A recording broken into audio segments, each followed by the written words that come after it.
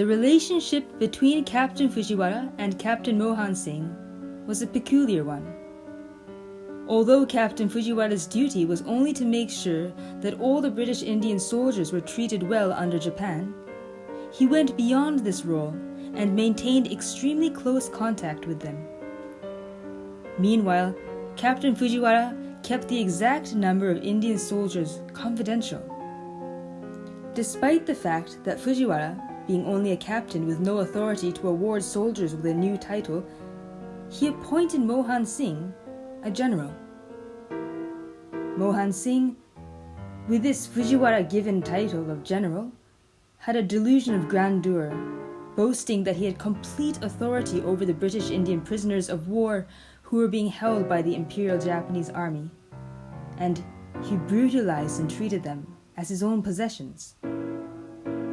Later on, when Rash Behari Bose established the Indian National Army and the Imperial Japanese Army granted him permission to enlist any of their Indian prisoners of war if they volunteered to do so, Mohan Singh took exception to this because, as far as he was concerned, all the prisoners of war belonged to him and himself only.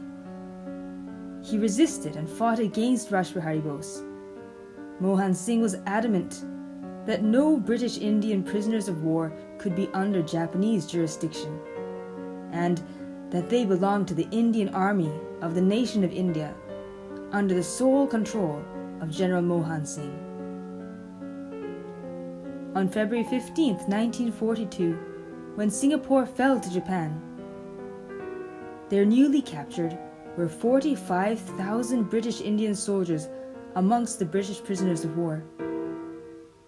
2 days later, on February 17th, these Indians were sent to be taken care of by Captain Fujiwara. Among them were Major Niranjan Singh Gill and Sundar Singh Majitya, who were extremely faithful to Britain. Japan had a policy of not regarding Indians as their enemies, and this was Japan's weakness. British Indians, who had been most loyal to Britain for generations, used this weak point of Japan to their benefit. They took this advantage and betrayed Japan under Captain Fujiwara's protection.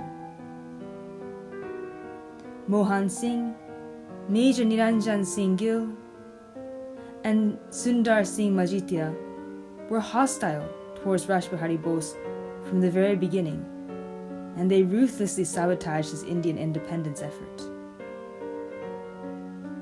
Now moving a little back in time, Rash Behari Bose had escaped to Japan in May of 1915 after the Lahore incident ended in failure in February. One of his comrades, Gianni Pitram Singh, had fled to Thailand at about the same time as Bose had escaped to Japan. He was an extremely brave and capable soldier and risked his own life to convert thousands of British Indian soldiers to surrender to Japan for the sake of Indian independence. Gianni Pitram Singh, along with Swami Satyananda Puri, the chief of the Thai Bharat Cultural Lodge, were both killed in March 1942 on their way to attend a general conference of the IIL in Tokyo.